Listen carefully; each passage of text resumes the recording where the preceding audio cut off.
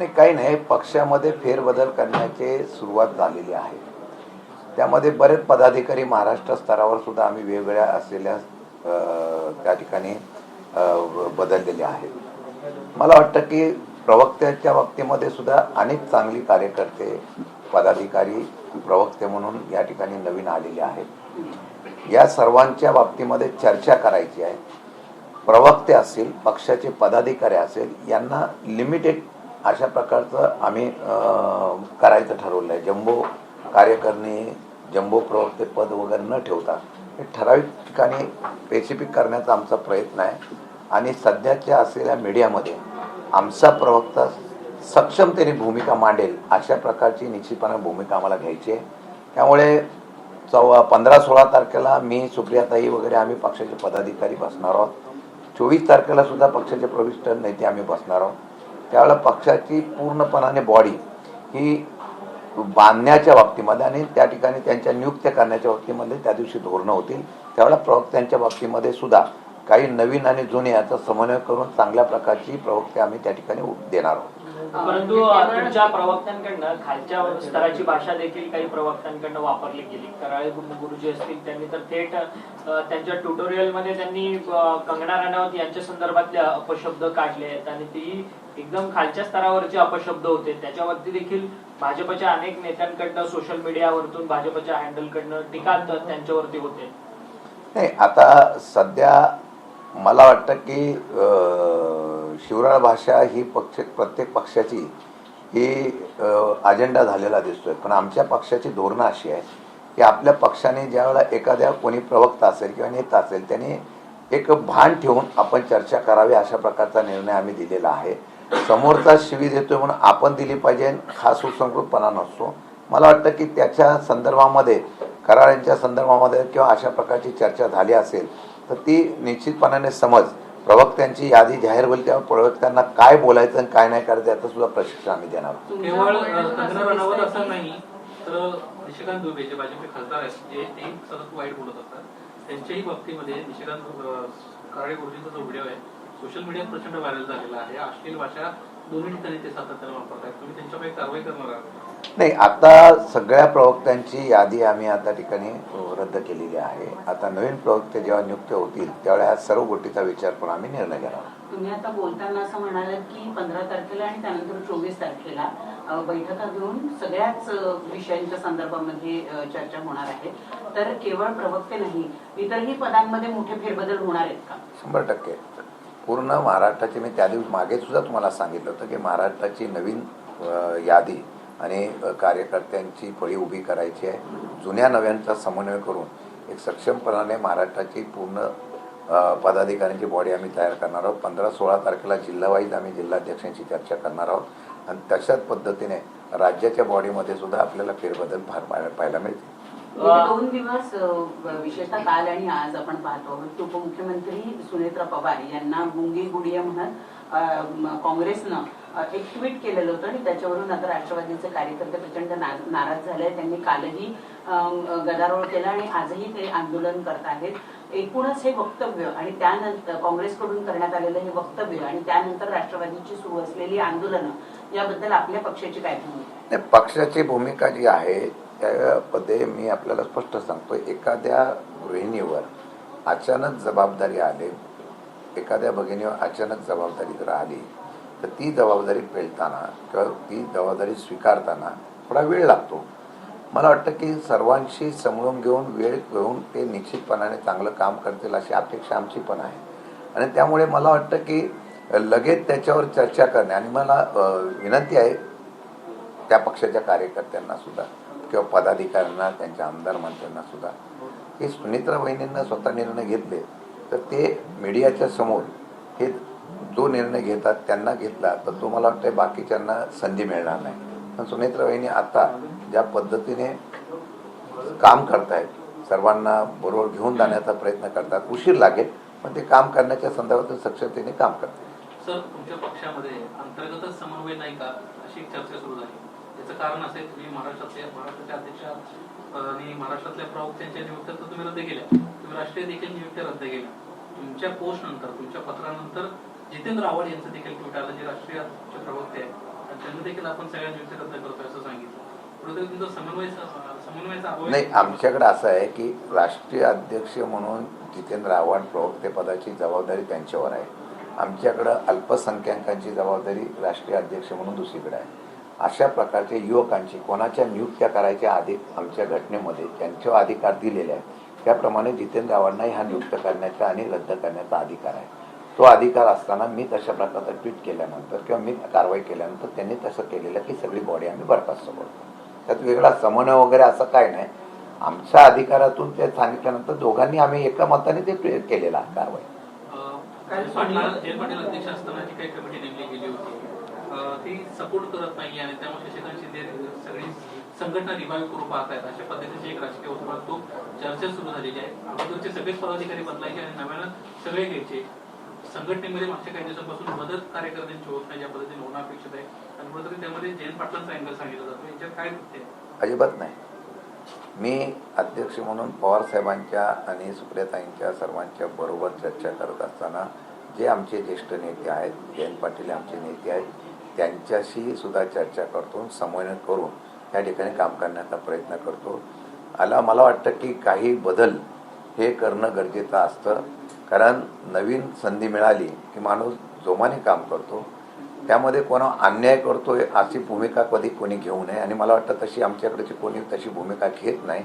फक्त बदल करणं गरजेचं आहे. कारण पक्ष आता आक्रमकतेने पक्ष आता त्याप्रमाणे महाराष्ट्रामध्ये फिरणारे पदाधिकारी नियुक्त करून काम करण्याची भूमिका घेतली तर तो पक्ष चालेल. म्हणून काही बदल करण्याचा निर्णय 100% आम्ही घेतोय.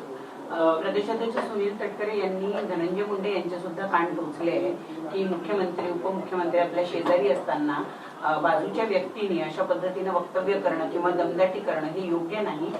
या गोष्टीची शिकवण आता आमच्या पक्षातल्या लोकांना सुद्धा मिळेल अशा पद्धतीचं वक्तव्य. मी मगाशी त्याच गोष्टीचा उल्लेख केला की ज्यावेळेला एखादा प्रमुख व्यक्ती बसलेला असतो, त्यामध्ये सुनेत्रा वहिनी असतील तर त्या उपमुख्यमंत्री आहेत, त्यांनी स्टेटमेंट केलं. मागच्या वेळेला 2 वेळा असाच प्रकार झालेला आहे. खरा हा विषय माझा नाही आहे, त्यांच्या पक्षाचा अंतर्गत आहे. त्यावेळेला असंच झालं की त्यांनी निर्णय घेण्याच्या ऐवजी बाकीचे लोक पुढे येऊन हे करायला लागले. त्यामुळे आपल्या नेत्याची असलेली उंची किंवा आपल्या नेत्याचे असलेलं पद राखण्याचा प्रयत्न सर्वांनी करणं गरजेचं आहे. त्यामुळे निर्णय त्यांनी घेतले पाहिजे. सुनील तटकरे म्हणाले त्या विषयावरच मी विनंती करणार होतो सगळ्यांना की आपण आपल्या प्रमुख असलेल्या नेत्यांनी काय तिथं असेल तर मीडियाच्या समोर तरी त्याची काळजी घेणं गरजेचं आहे. ते सुनील तटकरे बोलले तेच मी त्यांना मानत होतो आणि हे जर घेतलं तर टीका करायला कोणाला संधी मिळणार नाही. सर, संजय काकडेंनी खरं तर शरद पवारांवरतीच प्रश्नचिन्ह उपस्थित केलेले आहेत. ते म्हणतात की तुमच्या सुनेवरती खरं तर ही वैयक्तिक पातळीवरची ही सगळी टीका होते आणि तरी देखील तुम्ही मूग गप्प गिळून खरं तर तुम्ही महाविकास आघाडीमध्ये बसलेला त्या संदर्भात एक वक्तव्य सुद्धा सादर करत नाही. अशा पद्धतीचा सवाल त्यांनी उपस्थित केला. असं म्हणणं आहे आज तुमच्या सुनेबद्दल बोलले, काँग्रेसमध्ये जाऊन तुमच्या मुलीबद्दल देखील बोलू शकतात. त्यामुळं सावध व्हायची वेळ आली. काँग्रेसची साथ सोडा तुम्ही. नाही, आता संजय काकडेंनी काय स्टेटमेंट करावं, त्यांनी काय प्रेम दाखवावं, काय नाही करावं तर त्यांचा प्रश्न आहे. त्यांनी पवारसाहेबांना उपदेश देण्याऐवजी पवारसाहेबांनी त्यांना किती मदत केली त्याची त्यांना जाणीव आहे. पवारसाहेबांच्या माध्यमातून संजय काकडेंचा व्यावसायिक उदय झाला असं माझं मत आहे. मला वाटतं की संजय काकडेंनी पवारसाहेबांना आव्हान केलं असेल तर मी समजू शकतो. पण मी पवारसाहेबांच्या पक्षाचा म्हणून मी स्पष्ट शब्दात माझी भूमिका मांडलेली आहे की कोणत्याही महिला भगिनींच्या बाबतीमध्ये अनादर होऊ नये याच्या संदर्भातली भूमिका स्पष्ट करण्याचा प्रयत्न मी केलेला आहे. संजय काकडेंनी पवारसाहेबांकडून अपेक्षा व्यक्त करण्यापेक्षा त्यांच्याच पक्षातल्या असलेल्या सर्व सहकाऱ्यांना सुनेत्रा वहिनींना मोकळेपणाने काम करण्याच्या संदर्भातली जी मगाशी तटकरे म्हणाले त्याप्रमाणे जर त्यांना त्या ठिकाणी सूचना केली तर मला बरं वाटेल. त्यामुळे पवारसाहेबांनी काय बोलावं आणि काय नाही बोलावं हे संजय काकडेंनी आवाहन करू नये. अजित पवारांच्या दुर्दैवी मृत्यूच्या संदर्भात सातत्यानं खरं तर ही जो तपास आहे तो सीबीआयकडे द्यावा अशी मागणी त्यांच्या पक्षाकडनं होते. परंतु तरी देखील सत्तेतल्याच पक्षाचं सत्तेतल्याच व्यक्तीकडनं ऐकलं जात नाही आणि सत्तेतला पक्ष मात्र गुंगी गुडिया अशी टीका केल्यानंतर मात्र महाविकास आघाडीच्या एका महत्वाच्या पक्षावर काँग्रेसवर मात्र आंदोलनं करताना पाहायला मिळतोय, वेगवेगळी वक्तव्य करताना पाहायला मिळतोय. त्यांच्या पक्षाच्या राष्ट्रीय नेत्यांना न्याय देण्यात त्यांचा पक्ष विसरला गेलाय का? नाही, ती भूमिका मांडण्याचं काम रोहित पवारांनी आम्ही आमचा पक्ष करतो आहे. परंतु आवाज उठवल्यानंतर सुद्धा मी आजही मागे सुद्धा म्हणालो होतो की जर आपण बघा की एखाद्या गोष्टीची लगेच जलद गतीने कारवाई होते, म्हणजे नीटचा पेपर फुटला की लगेच त्याच्यावर कारवाई करून लगेच त्या ठिकाणी SIT नेमणूक करायची, त्याप्रमाणे चौकशी करायची आणि त्याप्रमाणे कारवाई करायची, कायदा मंजूर केला जातो. आणि गेले 7 महिने झाले अजितदादांसारखं नेतृत्व केलं, आजही महाराष्ट्राच्या जनतेच्या मनामध्ये प्रश्नचिन्ह आहे. या प्रश्नचिन्हावर अद्यापही कोणी बोलत नाही. अजूनही त्याचा अहवाल अजून बाहेर आलेला नाही. मागच्या अधिवेशनामध्ये सांगण्यात आलं होतं की आम्ही परत हा अहवाल तुमच्या समोर ठेवणार आहोत, अजूनपर्यंत आलेला नाही. मला वाटतं की त्यांच्या पक्षाच्या प्रमुखांनी सुद्धा याच्या संदर्भातून जर दबाव टाकला, आवाज उठवला तर निदान सत्य काय आहे का नाही ते बाहेर येईल. देवेंद्र फडणवीस यांनी जर धनंजय मुंडे यांना मंत्रिमंडळात घेतलं तर आम्ही भाजप उद्ध्वस्त करून टाकू असा इशारा जरांगे पाटील यांनी दिला. नाही, आता शेवटी कोणाला मंत्रिमंडळात घ्यायचं कोणाला नाही घ्यायचा हा प्रश्न जो आहे तो मुख्यमंत्र्यांचा आणि त्यांच्या महायुतीमधल्या असलेल्या पक्षांचा आहे. आता त्याच्या संदर्भामध्ये जरांगे पाटलांनी त्यांना काय आव्हान केलं आणि काय नाही केलं त्याचा निर्णय मुख्यमंत्री घेतील.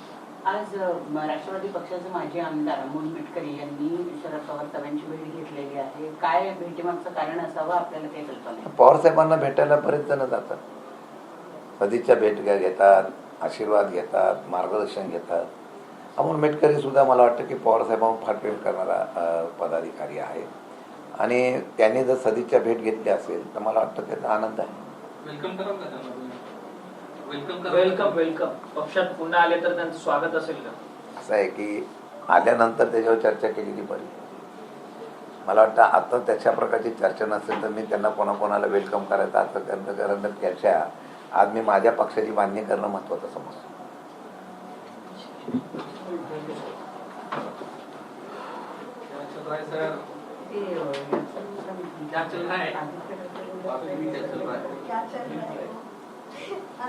आम्ही सध्या झूच्या कचऱ्यामधला अभ्यास करतोय तसाच राजकारणामधल्या कचऱ्याचा सुद्धा अभ्यास करतोय.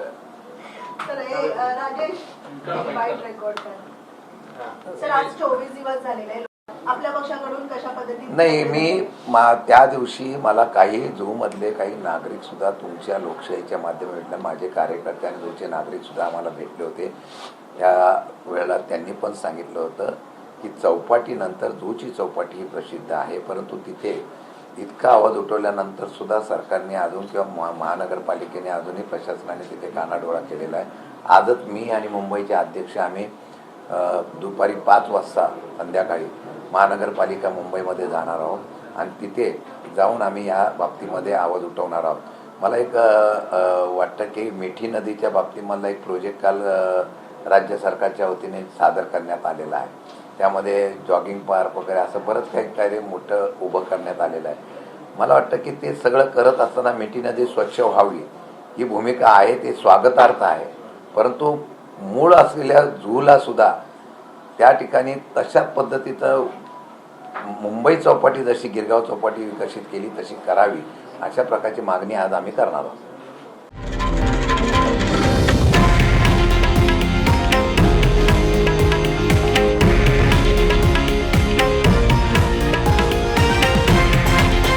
हे आहे देशातील नंबर 1 न्यूज नेटवर्क आणि आपण पाहत आहात TV9 मराठी, एकमेव.